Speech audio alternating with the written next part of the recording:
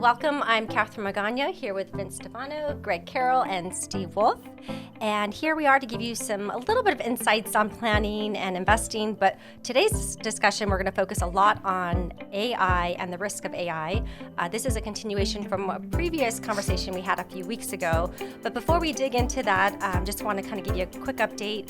The S&P 500 is up over 8% year to date, and the Dow Jones is up over 4%. These numbers can change over time, and these are just indexes that are out there, or indices that are out there. But just know it's been an interesting first part of the year. I mean, the first couple of months, here we are, and we keep hearing about interest rates and inflation. And I know the numbers came out. The producer price index came out today, which is a little bit higher than expected. And so, once again, things we're seeing some growth in the markets. We're happy, with that, but I'm sure we still have a long road ahead of us. But let's go ahead and dig in why our main discussion for today, which is going to be on AI. Artificial intelligence. Yes, artificial intelligence. For those who don't know what AI is. Exactly. And so there's a lot of information out there. There's also a lot of questions. Is it dangerous? Will it take our jobs someday? Are we going to live in the matrix? And so it's just some of those things that come to mind as we kind of think about artificial intelligence. And Steve actually did a presentation on this at our brunch recently, a couple of weeks ago as well. So it really intrigued us, and we wanted to make sure we shared this message with our clients. Well, it's interesting. Every time there's a new technology, people pretty much say the same thing. Oh my God, it's going to take away my job. Going back to 1794 when the cotton gin was invented. I mean, that was big technology at the time. And not only did it not take away jobs, but it caused other jobs to be produced. And that's happened with pretty much every technology that's been around that's new. I mean, going back to the computers, I'm sure a lot of people who are old enough remember seeing the pictures of IBM with all the accountants in this room, like hundreds of accountants in a room, or bookkeepers or whatever they were. And when the computer came around, they said, oh my God, all those jobs are going to be gone. Well, a lot of those jobs were gone. But look at all the other jobs that happened because of the computer. We have a whole new industry. That's what we think is probably going to happen today with artificial intelligence. Yeah, I would agree. I think new technology always creates, new jobs, new industries. And AI is, not going to be any different. I was curious about the matrix, though. If we're going to live in a matrix, right. Is that bad or is that good? I don't know. Or do we live in the matrix now? I don't know. I don't even know what that means. I don't either, but I'm curious. I don't either, but I tell you, Goldman Sachs and McKinsey recently came out with a study, and they were talking about job loss in AI. And the three areas that they targeted mostly were marketing, manufacturing, and healthcare. And when you think about it, that's probably some of the areas where you can get a big displacement of jobs. And they were saying that 300 million, this is McKinsey and Goldman saying this, 300 million full-time jobs may be lost because of AI. Now, I don't know of that 300 million what the time frame is, and of that 300 million, how much of that then gets incorporated into other types of positions, like Steve was saying. It creates something new. So again, it's a zero-sum game. It's not a zero-sum game. Well, it almost could be. You're going to lose a job here, you create jobs here. So it's almost a zero-sum game. But what happens is the economy grows from there, and it gets bigger and bigger and bigger. And I think that's the mistake people make. They say, well, this job is gone and it's gone forever, and there will be nothing else. And look at the computer industry. Look at that whole technology industry. It created huge amounts of jobs, much more than we had from the people who were lost. So it actually makes more than one, is my point. Well, we lose one, we maybe gain two. We just don't know what those are. We don't know. That's the thing. We don't know. And that's why I'm not sure why this McKinsey study and Goldman said 300 million jobs are going to be lost. Well, there was another, I can't remember her name, but there was somebody who I saw on an interview, and she said worldwide there's going to be about 375 million jobs lost. So that concurs with that. They give a time frame on that? Because that really makes a difference. Well, no, but what they did say is that it doesn't happen overnight. Right. Because businesses don't incorporate new technology immediately. It takes time for that to happen. Okay, so in the future, we will have jobs that we don't even know what they are. Right. So someone says, well, what are the jobs going to be? It's unknowable because there will be different industries that crop up because of artificial intelligence. And so going back to some of the job replacement, I was just recently with my son, and we grabbed a hamburger, and it was all automated. I think we shared this in the past, where you go through, and all of a sudden you have this computer asking you what you want to order, and then they're asking you, do you want to upgrade? And so fast forward, we go to the window. We actually have a human there, and so they get our credit card information and make payment. Well, we get our food, and the order was wrong. So it's like, interesting. So I think there's automation and the human element, but I just, it's interesting on the other end of it, being on the client service side of it, being that customer, it's like, I'm not sure about this. But I also heard recently that McDonald's has a full, automated location now. So it'd be interesting. I don't know if it was the human that messed up or the automation that messed up. The computer, yeah. We just went into, it was either McDonald's or, I can't remember. I think it was McDonald's. And there was nobody up front. Okay. If you had a question, you could get somebody to come up in front where the kiosk was, but otherwise everything was automated. So that is the future. Yeah. Matter of fact, it's not just the future, it's now. The biggest companies that can afford it, they have it, but it'll eventually filter down into all the smaller companies. Hey, at $25 an hour for a worker in a fast food joint, I mean, you've got to figure out how to cut costs dramatically, and that's one of them. Right, there's no question. There's no question about it. Yeah, the Happy Meal's not happy anymore when you spend $15. $20 for McDonald's now. I mean, that's not a bargain. No. Right, but we talk about some of the risks and stuff. I think there's some great things that are happening. I mean, things that make our lives easier. The self-driving cars are coming along, and eventually they'll happen. But AI is used in order to make self-driving possible, and we use it every day. People probably don't even realize it. Your car is sensing things that are going around in your environment as you're driving. And without them, you wouldn't be able to do cruise control. You wouldn't be able to do lane assist. You wouldn't be able to do any of that stuff. I remember one time, we have the mirrors now in the back, the cameras in the back. I mean, as simple as that is, my wife was saying, oh, you just can't drive, And I said, no, this actually makes it easier. And she finally got a car that had the camera going back. She said, oh, this is pretty good. All right. So it takes time for some of this technology to take full effect, but it's going to happen over the next probably decade. But then that ties into the lack of privacy. So here we are. Yes, you want to share all this information, but then what about your privacy? It was interesting. My auto insurance just went up. It's outrageous. And I was sharing that with my husband and Jocelyn, and he sent me an article that was showing that some of the data within your cars is potentially could be shared with some of the auto insurance companies. I've heard a lot of it is being shared. I was like, because the manufacturer that. needs to know it, and then they're sharing it with the insurance companies, and pretty soon, they're going to know exactly how often you drive, how fast you go, how many times you hit the brakes hard. They're going to know too much about you, and exactly. Your rates are going to be based on how you drive. You know what? I don't think there's privacy anymore anyway. Yeah, that's true. Our cell phones, everything. Like when you even say a word, all of a sudden you have all these advertisements. If you say, I want, need shampoo, next thing you know, you have, 10 ads. I mean, my brother keeps watching us all the time. I just want to know where the data goes when, you've got all this data on AI because it's so heavy data oriented. A lot of it is sold. A lot of it is sold for marketing purposes, but that's the issue right now with China and TikTok. TikTok. Is exactly that.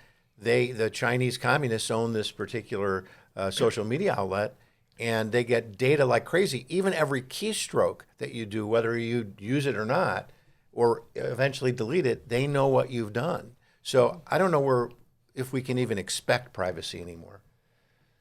So that's one of that's obviously one of the downsides of AI. But you know what? There are some great things about AI. I mean, I was just looking to see a couple of different companies that have been invented because of AI. One of them is called Skin Vision, and I'm going to read this. It developed an app to remotely evaluate suspicious skin lesions. And so what you do is you take a picture of the lesion in question, you upload it to an app, you fill out a short questionnaire, and then you'll receive a preliminary evaluation prepared by the AI algorithm in a few minutes. The preliminary diagnosis will be followed by a final evaluation conducted by a human dermatologist in 1 to 2 days. But think about that.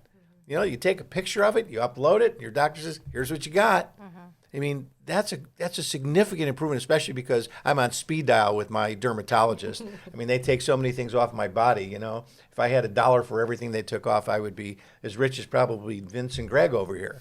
If I had half your money. No, but I think you're right. I think healthcare is one of the areas where AI can be very helpful. You know, when you look at some of the companies that came out during COVID, especially one like Teladoc, where people were going actually online and doing Zoom calls with doctors, I think that AI is going to help that dramatically. And a little company like you just mentioned, I mean, that's kind of where AI can have a major effect. I think healthcare is one. Healthcare is one. I don't know if that many jobs are going to be lost in healthcare. I think healthcare will be a job-creating area. Now, maybe you'll lose other places, but maybe manufacturing. But healthcare, I think, is going to be a big beneficiary. Huge. Well, there's another company out there called Analytic. Now, I don't think these are public companies, and so we're not recommending you go and buy. I don't even know if you can buy into them, but Analytic is a company that basically uses deep learning. And what they can do is they can interpret an X-ray about 10,000 times faster than a radiologist would. And what they do is they look at all these X-rays, and what the AI part of this does is they look at every single event that happens in an X-ray, and then within an instant, they can tell you, okay, yeah, we've seen this before. This is what you have, or this is what you might have, cancer or a disc or whatever it might be. But they've seen so many of these pictures, and they use it for deep learning. So I think healthcare is really exciting with AI. Well, it's exciting, but what you're explaining here is there are going to be a lot of positions eliminated. You won't need as many if you only have to, confirm what AI has looked at as far as the X-rays go. Well, right? but this one is saying they use a dermatologist at the end to. Right. But you're going to need one dermatologist can review a bunch of records that AI has already confirmed or come up with a conclusion, right? But that's what's going to happen. I think that humans are going to use AI in conjunction with, not necessarily in place of. Some people are going to be replaced. That's all there is to it. And then do they share that information with your health insurance company? Of course. Then because you plugged it in. You plugged it in. That's right. You put it on your phone. It's going right to them, so your insurance rates go up. That's right. So I think it seems like it's going to be a little bit more client service or customer relations, and I'm sure as these more customized, things come in more automated. But then if you want that personal kind of touch, there might still be a human element. But I definitely think there's a lot of changes coming with technology. Absolutely. Well, how many of us talk to Alexa every day or Siri? More Alexa, I think, than Siri, right? That's AI. Again, is it? Do you have privacy? Probably not, because AI, they're listening to you. Every time you say, hey, Siri or Alexa, they say, yes, how can I help you or whatever. So privacy, I think, is kind of, I don't know. I think it's out the door for a while. It's just the reality of it. I mean, kind of going back to some of the risks, I think is, with AI and all the disinformation that can be spread that looks so real and accurate that, that's going to be one of the biggest dangers, I think. Not knowing what you're seeing to believe. Manipulation, or deep fakes and hallucinations. Absolutely. I mean, that's the biggest problem. Well, hallucinations is actually a fault in AI, right? Just not knowing what's doing, it makes it up. Right. But, deep fakes, that's malicious. That's humans going after. Explain deep fakes. It's machine learning algorithms that create events, and that can be a problem, because those events cannot be correct. So you could put somebody on there that has a different face and body and whatever, and it looks real. Yeah, and the hallucinations are misleading results that AI models generate. So it's a very fine line between the two. Sure. And I think as we move forward, the technology is probably going to get better to help eliminate some of that, or be able to, work through these issues. AI is a learning process, so it's like garbage in, garbage out, like the old saying goes. So the more it learns what's wrong and what's right, it's going to get better and better, but it's going to take time. Well, we saw that in practice where Google put what I'll call garbage in, garbage out, and they called up, what was the president of the United States, and George Washington came out as a black person. Okay, and I heard about that. And that's because of what they put into it. Nothing against black people, but he wasn't black. Okay, so you're right. I mean, this is what is a problem. Probably because he had slaves back in the day, right? And he was a president, and it just was taking all the information and got confused. Exactly. So I guess it goes back to what are the AI research, or where is the source and where is it coming from, and are there biases there, and making sure that there's Absolutely differences of opinion. We've pretty much killed the topic of risks. Mm-hmm. So maybe we do one more of these and really talk about some of the reasons that artificial intelligence is taking over some of the companies, some of the new products, and that type of thing. Real quick, I just want to touch on what Catherine talked a little earlier about, was a choppy market. Mm-hmm. And right now we're looking into first quarter earnings coming out in mid-April. So you've got, most companies are now in the 30-day quiet period. So you're not getting much information from companies. For the next few weeks, you'll get economic data, macro data. And a lot of choppiness in the market recently that Catherine was talking about has been in large cap tech stocks. And, they've had a great run. But I think when you look at hedge funds and macro kind of funds, I think a lot of growth stock money has been pulled out and put into crypto, because I've seen crypto just go parabolic recently. In fact, I have one investment that I have in crypto that I'm finally breaking even on, so I think I'm going to sell it. But I think I think I have the same one. I think Catherine and I bought it at the same time.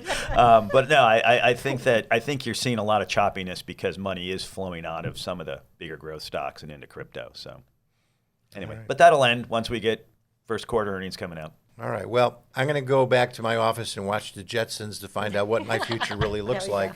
So until then, we'll see you guys next week. Thanks for watching. Please stay tuned for important regulatory disclosures. The opinions expressed in this program are for general informational purposes only and are not intended to provide specific advice or recommendations for any individual or on any specific security. It is only intended to provide education about the financial industry. To determine which investments may be appropriate for you, consult your financial advisor prior to investing. Any past performance discussed during this program is no guarantee of future results. Any indices referenced for comparison are unmanaged and cannot be invested into directly. As always, please remember investing involves risk and possible loss of principal capital. Please seek advice from a licensed professional. Wolf Weezy Magana, LLC, doing business as WWM Financial, Savvy Doc Financial Planners, and Savvy Woman Wealth Management, is a registered investment advisor with the SEC.